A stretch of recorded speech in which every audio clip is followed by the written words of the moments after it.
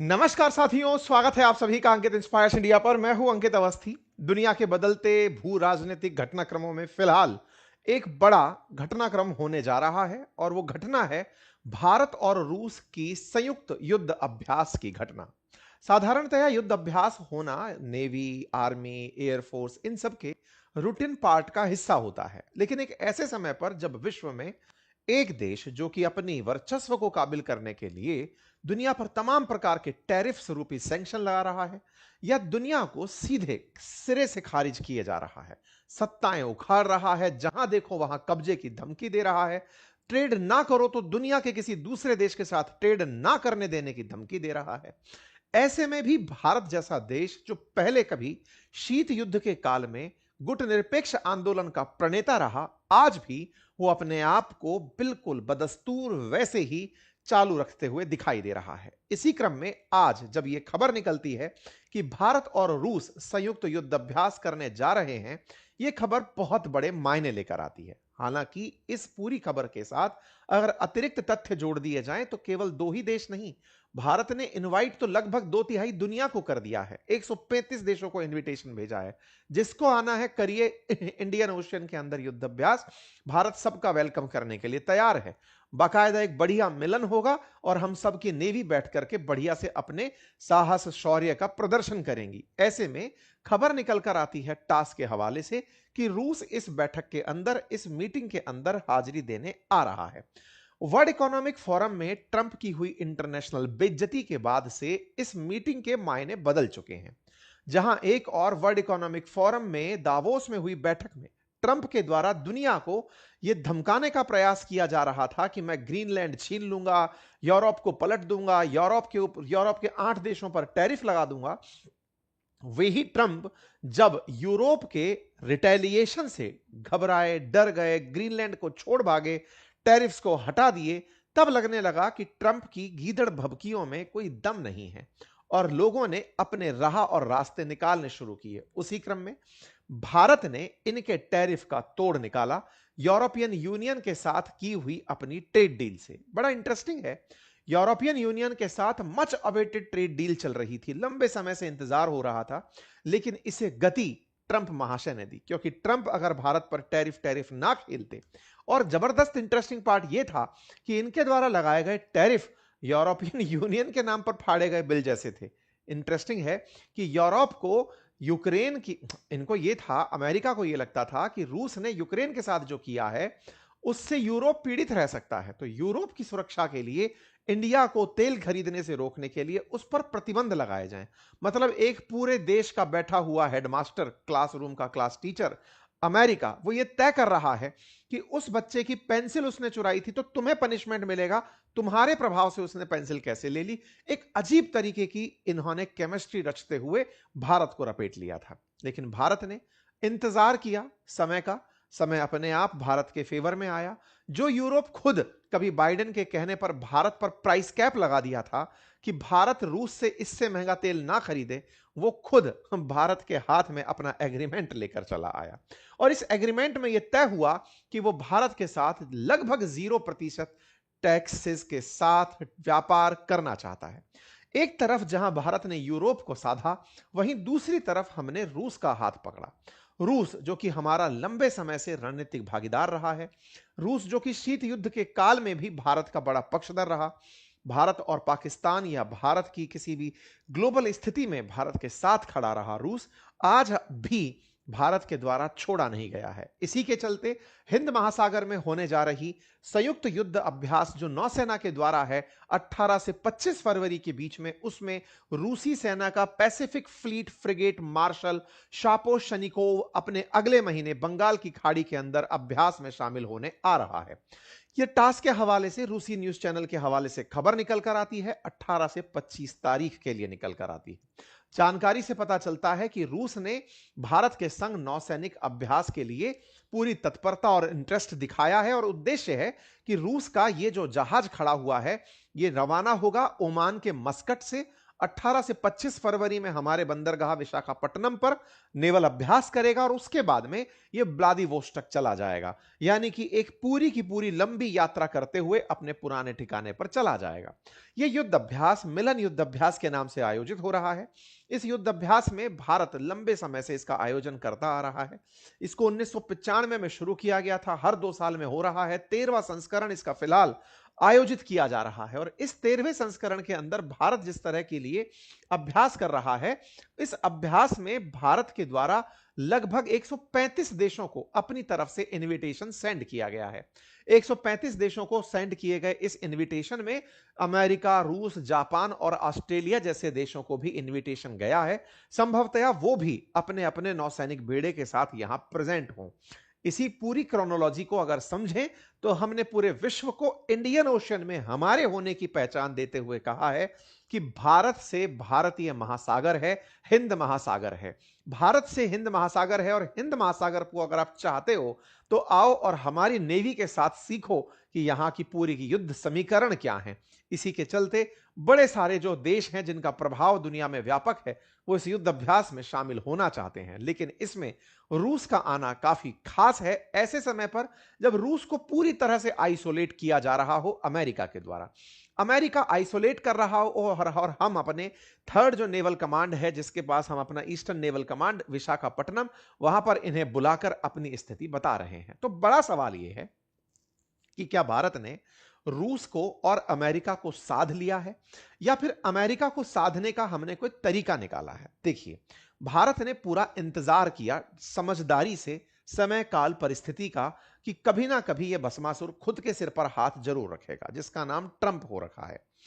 हुआ यह कि जिस समय पर वेनेजुएला का केस चला, उस समय अमेरिका पूरी तरह आक्रामक रूस पर हो गया था कि तुम वेनेजुएला को तो बचा पाए नहीं, चाइना वालों तुम भी वेनेजुएला को नहीं बचा पाए, ऐसे में अब मैं कुछ भी कर सकता हूं। ये जो छुट्टा ट्रंप था, ये पूरी तरह से हरकतों में जब दौड़ने भागने लगा, उस समय पर साउथ अफ्रीका के तट पर ब्रिक्स कंट्रीज ने मिलकर एक युद्ध अभ्यास किया। पैसिफिक ओशन में हुए इस युद्ध अभ्यास के अंदर बाकायदा एक्सरसाइज विल फॉर पीस के नाम से इसका आयोजन हुआ और इसमें ब्रिक्स कंट्रीज में, ब्रिक्स जिसमें भारत भी शामिल है, उन कंट्रीज का, ब्रिक्स प्लस कंट्रीज का यहां पर एक मॉक ड्रिल तरीके से युद्ध अभ्यास होता है। बड़े सारे नौसैनिक बेड़े शामिल होते हैं, लेकिन भारत इस बेड़े में शामिल नहीं होता है। जनवरी 4, 2026 को हुए इस पूरे इवेंट में भारत की तरफ से कोई नहीं था। कारण था, भारत किसी भी गुटबाजी का हिस्सा नहीं बनना चाहता। भारत के लिए ब्रिक्स किसी प्रकार का सैन्य गठबंधन नहीं है, लेकिन चीन ने, रूस ने मिलकर साउथ अफ्रीका के साथ इसका आयोजन एक युद्ध अभ्यास के तरीके से किया। भारत उससे किनारे रहा। भारत की अपनी निजी मित्रता बड़े सारे देशों से है, लेकिन भारत किसी भी ऐसी गुटबाजी में जो यूएन से इतर हो और सैन्य गठबंधन जैसी हो, आज तक शामिल नहीं हुआ है। युद्ध अभ्यास करता जरूर है, लेकिन उसे जब क्वाड के नाम से भी युद्ध अभ्यास होने की बात होती थी तो मालाबार से भी भारत किनारा करता था कि सुनिए, अगर आप इसे क्वाड का सब्स्टिट्यूट मानकर चलते हैं तो हम एक्सटेंडेड नाटो का हिस्सा नहीं बनना चाहते। खैर, यह एक युद्ध अभ्यास उस कालखंड में होता है जब वेनेजुएला पर ट्रंप की दशा चल रही थी। ऐसे में भारत ने रूस को पकड़कर साथ रखा कि सर, हम वहां पर तो नहीं हैं, लेकिन आपके साथ अपने पुरानी नीतियों के साथ चले आ रहे हैं। क्या किया हमने अपने पुराने मित्र के साथ अपने व्यापार वाणिज्यिक संबंध बनाए रखे। कैसे? भारत को हाल ही में एयरक्राफ्ट परचेज करने हैं और एयरक्राफ्ट में अमेरिकी कंपनी बोइंग या फिर यूरोपियंस एयरबस जैसी कंपनियां ही वर्चस्व रखती हैं। इन कंपनीज के कंपटीशन में रूस ने अपनी कंपनी बनाई है। यूएस की जो कंपनी है यूएसी यूरोप में रूस के जितने भी, जैसे सुखोई जैसे या मिग जैसे फाइटर जेट बनाने वाली, जो फाइटर जेट बनाने वाली कंपनीज हैं, उनका एक गठबंधन है।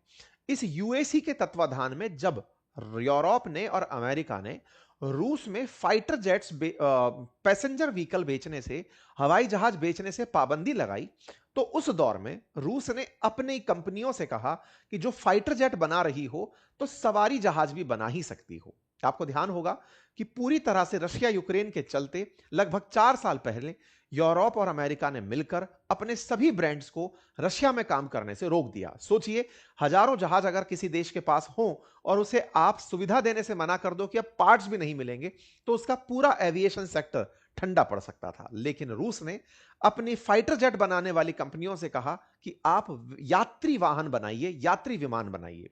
तो इनकी सभी कंपनियां मिलती हैं, यूएसी नाम से एक कंबाइंड कंपनी बनाती हैं और वहीं से एक विमान, यात्री विमान बनाती हैं और उस यात्री विमान का नाम सुखोई सुपर जेट रखा जाता है। यह सुखोई सुपर जेट भारत के अंदर चला आता है। अभी विंग्स एरो इंडिया शो आयोजित किया गया हैदराबाद में। इनका बनाया हुआ एयरक्राफ्ट भारत की धरती पर था। विंग्स इंडिया 2026 के एयर शो में जो आयोजित हुआ हैदराबाद में, यूएसी यानी यूनाइटेड एरोस्पेस एरोक्राफ्ट कॉरपोरेशन का बना हुआ यह विमान SJ-100 के नाम से भारत में आता है और यह रीजनल पैसेंजर एयरक्राफ्ट के रूप में इंट्रोड्यूस होता है। मतलब रूस ने इस दौर में, जिस समय दुनिया उसे विमान से रहित कर रही थी, उसने अपना यात्री विमान बना डाला। बनाया ही नहीं, उसे पूरी तरह से अपने इंडिजीनियस कंपोनेंट्स के साथ, जिसमें यूरोप का कोई नट बोल्ट भी नहीं लगा है, अपनी तरह का विमान बना दिया और बनाकर उसे भारत के अंदर जो विंग्स इंडिया एरोस्पेस का शो चल रहा था वहां लाकर एयर शो में खड़ा कर दिया कि साहब ये प्रोडक्ट हमारा है, इसे आप खरीदिए और चूंकि हम यूरोप से सस्ता देंगे, आपकी रीजनल कनेक्टिविटी के लिए बेहतर होगा, नैरो है, छोटा है और आपके लिए बहुत काम आएगा छोटे एयरपोर्ट्स को जहां 90 से 100 पैसेंजर्स ले जाने हो, आप इस विमान को यूज करिए। भाई साहब ये लेकर के इसे यहां पहुंच जाते हैं। भारत के अंदर सिविल एविएशन मिनिस्टर इसको इंस्पेक्ट करते हैं, घूमने जाते हैं। बात क्या होती है? बात यह होती है कि HAL के साथ में तैयारियां की जाती हैं, हिंदुस्तान एरोस्पेस लिमिटेड के द्वारा। कहा जाता है कि सर आप और यूएसी मिलकर क्या हम इसे इंडिया में बना सकते हैं? यहां से परमिशन हो जाती है कि ठीक है, SJ-100 जो यात्री विमान है, इसे HAL के द्वारा बनाया जाएगा भारत में। और साथियों, भारत में इसके निर्माण के लिए यूएसी पूरी तत्परता से तैयार हो जाता है। लेकिन भारत ने पहले 6 यात्री विमान बने बनाए खरीदे हैं। भारत की एक फ्लेमिंगो एरोस्पेस नाम की कंपनी ने इनके साथ टाई अप किया। एक यात्री विमान जो रूस ने अभी समझिए इजाद ही किया है, वो अब भारत में भी बनने लगेगा। इतना ही नहीं, 6 रेडीमेड भी हम अपने लेवल पर इन लोगों से परचेज करने जा रहे हैं। यह वो विमान है जो कि रूसियों के द्वारा बनाया गया, भारत के द्वारा सराहा गया और भारत ने जिसको क्रय करके, जिसके साथ एग्रीमेंट करके रूस पर अपना विश्वास व्यक्त किया कि आप अपने सामान के लिए परेशान मत होइए, क्योंकि यह सैंक्शन प्रूफ है, इसमें कोई भी इंस्ट्रूमेंट किसी भी विदेशी कंपनी का नहीं लगा है रूस के अलावा, तो इसे खरीदने में किसी प्रकार के प्रतिबंध हम पर लागू नहीं होंगे। भारत अपनी रीजनल कनेक्टिविटी को बढ़ावा देने के लिए इस विमान को अब परचेज कर सकेगा। यह है SJ-100 की कहानी, जो कि HAL के और यूएसी के मिलने से होनी है पूरी। मेरे प्यारे साथियों, भारत ने रूस को तो साधा ही, लेकिन इनका भी तोड़ निकाला, जो आए दिन हमको टैरिफ की धमकी दिया करते थे। ट्रेड के नाम पर हाल ही में एक बात बाहर निकलकर आई। ट्रंप को मजा आ रहा है, भारत के इतने सारे लोग हैं, सोशल मीडिया पर उसको बड़ी फुटेज मिलती है, भारत के ट्रेड डील के नाम पर उसे कोई खास फर्क नहीं पड़ रहा। भारत के साथ व्यापार ना भी हो, पूरी दुनिया उसके लिए है, $1 ट्रिलियन इकोनॉमी है। अगर कुछ बिलियंस डॉलर उस भारत से नहीं मिलते तो क्या है, लेकिन बड़ी मात्रा में फुटेज तो मिलती है। ये भाई साहब ट्रेड डील को खींचे चला जा रहा है, 1.5 साल से ऊपर होता आया। जेडी वेंस तक के बारे में आरोप लगा कि वो नहीं चाहता था कि वो हमारे देश के साथ एग्रीमेंट करे। भारत ने ट्रेड डील में लगे टैरिफ का तोड़ निकाला। अमेरिका ने भारत पर 25% ही टैरिफ लगाया था, अतिरिक्त 25% तो पनिशमेंट था कि आप रूस से तेल क्यों खरीदते हो। उनसे पूछा आपको क्या दिक्कत है? बोले हमसे यूरोपियन देश कहते हैं कि भारत जब तेल खरीदता है तो उससे जो पैसा मिलता है रूस को, वो रूस उन्हीं से यूक्रेनियंस को मारता है, इसलिए भारत युद्ध के ब्लड को फाइनेंस कर रहा है। ऐसे में यूरोपियन देशों की शिकायत पर ट्रंप नामक एक प्रिंसिपल ने भारत पर प्रतिबंध लगाए, 25% सैंक्शन, कि आप हमें सामान नहीं बेच पाएंगे। किया किसके लिए? इन लोगों के लिए। भारत ने इन्हीं का हाथ थाम लिया कि सुनो, तुम इधर आओ, तुम्हें दिक्कत है, आओ तुम्हारे साथ व्यापार करते हैं। तुम्हारे शिकायत की थी ना वहां जाके, तुम्हारी तो उन्होंने फूलझड़ी बना करके बत्ती लगाई। अब एक काम करो, छोड़ दो उनको, आप हमारे साथ ट्रेड डील करो। भारत ने ट्रेड डील की। यूरोपियन यूनियन के साथ भारत अमेरिका से ज्यादा व्यापार करता है, करने के साथ साथ लाभ भी कमाता है। हम हर साल लगभग $17 बिलियन का मुनाफा कमाते हैं। भारत ने 2030 तक का इन्हीं के साथ $200 बिलियन का टारगेट रख लिया कि हे अमेरिका, अगर तुम्हें लगता है कि $45 बिलियन हम तुमसे कमाते हैं, तो इस पैसे की एवज में अगर तुमको हमने एक्सपोर्ट नहीं किया तो धंधे हमारे पिटेंगे जरूर, लेकिन इसका बाईपास रूट बनाएंगे। इंटरेस्टिंग क्या था इस पूरी कहानी में, भारत को पेट्रोलियम भी एक्सपोर्ट करना था यूरोप को। यूरोप ने क्योंकि रशिया पर खुद ने प्रतिबंध लगाए हुए हैं, तो वो तेल परचेज नहीं कर पा रहा। भारत ने यहां खेला खेला। भारत ने यह किया कि आपको हम तेल रिफाइन करके देंगे, चिंता छोड़ो हम कहां से देंगे। हमने क्या खेला खेला, अब सुनिएगा साहब। आपको याद होगा ट्रंप ने भारत के लिए ही रोजनेफ्ट और ल्यूकॉइल करके जो रूसी कंपनी थी उन पर प्रतिबंध लगा दिया था, यह कहते हुए कि यूरोपियन देशों को आप तेल बेचते हो जबकि यूरोप तो खुद पीड़ित है, आप तेल मत बेचो। भारत ने कहा हम सस्ता तेल बेचते हैं, यूरोप को हमारे तेल की जरूरत है। जबकि भारत तेल को रिफाइन करके पैसे कमाता था। हमारी असल कमाई क्या थी कि हम क्रूड ऑयल लेकर आते थे, जामनगर रिफाइनरी में साफ करते थे और उसको वहां पर पका पकाया माल बनाकर पेट्रोल डीजल के फॉर्म में इन लोगों तक बेच देते थे। रिफाइनरी का काम हम करते थे। भारत के इस रिफाइनरी प्रोसेस से ये महाशय नाराज हो गए। इनने कहा कि आपके लिए रोजनेफ्ट और ल्यूकॉइल जो रशियन कंपनी है उन पर प्रतिबंध लगा रहा हूं, आप तेल नहीं खरीदोगे। ठीक है साहब, हम तेल नहीं खरीदेंगे। यूरोप से हमने ट्रेड डील कर ली कि हम आपको तेल बेचेंगे। अब ये भी परेशान, खरीदोगे है नहीं, बेचोगे कहां से, तुम्हारा तो खुद 85% इंपोर्ट होता है। हमने खेला किया। हमने खेला क्या किया कि ट्रंप ने हमको तेल बेचने पर प्रतिबंध लगाया है, रूसी तेल बेचने पर प्रतिबंध लगाया, यही ना। ठीक है, हम खुद तो कंज्यूम कर सकते हैं, हम अपनी जरूरत के लिए तो अभी तक लागू हैं। हमने अपने व्यापारी भाई अंबानी को समझाया कि जाओ ट्रंप को कहो कि हम अपने लिए तेल खरीद लें। बोले हां खरीद लो। साहब जाकर के अंबानी जी समझा आए ट्रंप को कि हम सब इंडिया के लिए तेल खरीदना चाहते हैं, 1.5 लाख बैरल प्रतिदिन की हमारी जरूरत है। ट्रंप ने कहा तथास्तु, जाओ खेल लो भाई। 1.5 लाख बैरल पर डे के हिसाब से हम अपने लिए तेल खरीदने लगे। जामनगर रिफाइनरी रशिया से तेल खरीदेगी 1 फरवरी से फिर से। किसके लिए? भारत के लिए। कोई दिक्कत नहीं है, लेकिन वो दुनिया भर के और जगहों से भी तेल खरीदेगी, खरीद करके रिफाइन करके रशिया से खरीद करके रिफाइन करके यूरोपियन देशों को बेचेगी। आप पूछेंगे देखा तो सही तो रहा, प्रतिबंध काम आ गए। अरे तो पहले क्या हो रहा था, पहले बाहर का तेल खरीदा, इंडिया में बेचा रिफाइन करके अपनी जरूरतों के हिसाब से। अब रूसी तेल यूज करके भारत में बेच रहा है। फर्क क्या पड़ रहा है, पेट्रोल पेट्रोल रहेगा, डीजल डीजल रहेगा। अब हम कहीं और से खरीद कर, कुल मिलाकर आप 1.5 लाख बैरल पर डे अगर तेल रूस का खरीद करके अपनी जरूरत पूरी कर रहे हो तो भी बाकी कच्चा तेल खरीद के मुनाफे में तो बढ़ोगे।